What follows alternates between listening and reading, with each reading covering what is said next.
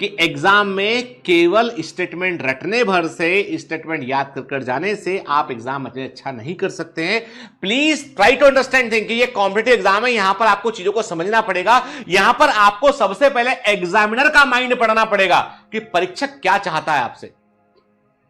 है ना।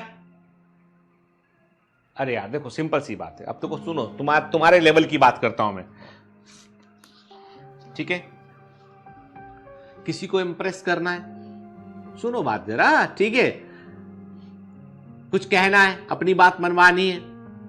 तो क्या सामने वाले के दिल की बात तो समझनी पड़ेगी ना, उसके मन की बात समझनी पड़ेगी, उसके मन में क्या है ना। किसी को अपनी तारीफ सुनना अच्छा लगता है, उसकी तारीफ कर दीजिए। किसी को कुछ मदद करना अच्छा लगता है तो मदद कर दीजिए भाई सबके अपने अपने होते हैं ना। तो आप, सिंपल सी बात है कि छोटा घर में छोटा बच्चा है, आप बाहर से लौट के आए, आप घर में, आपके घर में छोटा कोई बच्चा है, ठीक है, भाई बहन छोटा है या कोई भतीजा है घर में, आप बाहर से घूम के आए, आप छोटा सा एक 5 रुपए का आप जो है वो लेस का चिप्स का पैकेट ले आए, एक 2-4-5 रुपए की डेयरी मिल्क आप लेके अंदर आए घर में, इससे अंदर घुसे, आपने देखा अरे चिंटू लो, तो चिंटू खुश, चाचा जी, भैया भैया भैया, समझ गए ना बात के, चिंटू के मन की हो गई क्योंकि उसको टॉफी मिल गई, वो है ना। आप चिंटू का मन समझ गए कि खुश, आप चिंटू से बोले चिंटू बेटा एक गिलास पानी ला देना, चिंटू तो खुशी खुशी मम्मी पानी देना, भैया को पानी देना, नहीं चिंटू हिले ना, ऐसे नॉर्मली बोल दो चिंटू को, चिंटू चलो उठो जाओ वहां से, वहां नहीं जाना, चिंटू नहीं हिलेंगे, चिंटू हिल गए क्योंकि मन पकड़ लिया आपने उसका, है ना। याद रखो एग्जामिनर भी इंसान ही तो है यार, कौन सा मंगल ग्रह पे बैठ के जहां से इलोन मस्क ने रॉकेट में बैठा के भेज दिया ऊपर, जा भाई नीट का पेपर बना बैठ के। और अभी तो एग्जामिनर क्या है आप जानते हैं अच्छे बेहतर तरीके से, जब से एनटीए ने कार्यभार संभाला है, जब से नेशनल टेस्टिंग एजेंसी ने कार्यभार संभाला है, उसने चाहे वो चमत्कार पे चमत्कार किए जा रहे हैं वो लोग, ठीक है। तो कहने का मतलब ये है कि कैसा पेपर बना रहे हैं सब लोग कि जेई का पेपर देख के आदमी घबरा जाती है, क्या हो रहा है यार ये, तो खैर आप बोलोगे सर पेपर सरल बन रहा है, अच्छी बात है, बहुत अच्छी बात है ना, पेपर सरल बन रहा है, अच्छी बात है। लेकिन बेटा मैं ये नहीं बोलता हूं पेपर सरल, मैंने कहा पेपर का सरल या कठिन होना, मतलब मैं ये मानता हूं कि आप एनसीईआरटी से ही पेपर दीजिए, पर ट्राई टू मेंटेन, थोड़ा सा लेवल मेंटेन रखना पड़ेगा, क्योंकि कारण ये है कि कंपटीशन बहुत गुना बढ़ जाता है यदि पेपर में बिल्कुल सीधे सीधे स्ट्रेट क्वेश्चन आ रहे होते हैं। कई बच्चे मेरे विचार से बिल्कुल सहमत नहीं होंगे, पर आप थोड़ा सा टेक्निकली सोचना बेटा, क्योंकि क्या होता है ऐसे में कि एक ही, मैंने देखा यूपी के एक बच्चे ने मुझे फोन किया, उसने मुझे बताया, अपनी बात हुई थी 3-4 मिनट बात करेंगे ना, ठीक है, तो बुरा नहीं मानना, उसने मुझे फोन कर बताया कि सर मेरे नंबर है 608, अभी की बात होता ना उनके, पर उसे एमबीबीएस नहीं मिला। मैंने बोला कि सर वो मेरे 608 नंबर पे 50 बच्चे थे, 50 या 60 कोई नंबर, 58 या 68 कोई नंबर बताया, उतने बच्चे थे, तो मेरा नंबर उसमें जो है 56 या 57 मेरा नंबर था, तो मुझे नहीं मिला, लेकिन मेरे ही नंबर पे किसी को और का एमबीबीएस कॉलेज मिल गया,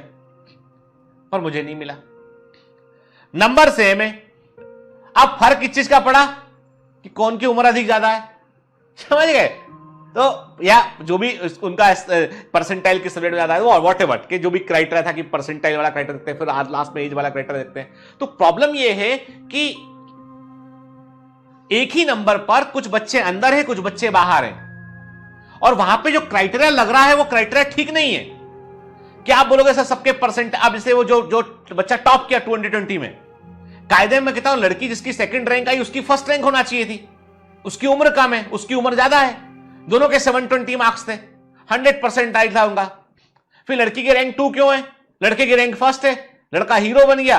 लड़की को जो है वो जबकि मेरे विचार में तो वो टॉपर है।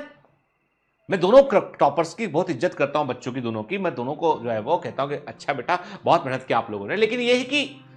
क्राइटेरिया समहाउ मुझे कन्विंस नहीं करता, और मेरे को पूरी आजादी है अपनी बात कहने की भाई, ठीक है ना। तो इसीलिए मैं कहता हूं पेपर थोड़ा सा लेवल, तो अभी हम छोड़ते हैं इस बात को कि पेपर, अब आप देखो ये एग्जामिनर तय करेगा क्या उसने, लेकिन मैं इतना बोलूं कि आप समझ लो अच्छे से बात को, तो आपको क्या करना है 2017, 2018, 19, 20, 17, 18, 19, 20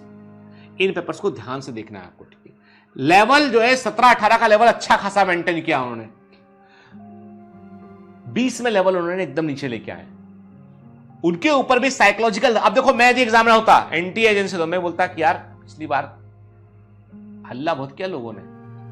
थोड़ा देखो एनसीईआरटी लो, पूरा कोई साल भर स्कूल लगा नहीं है एनसीईआरटी लेना, और देख लेना यार कुछ थोड़ा, मतलब बच्चों को थोड़ा लगना चाहिए कि लेवल डिफिकल्टी एनसीईआरटी होना चाहिए। बोल देंगे एनसीईआरटी में लिखा था,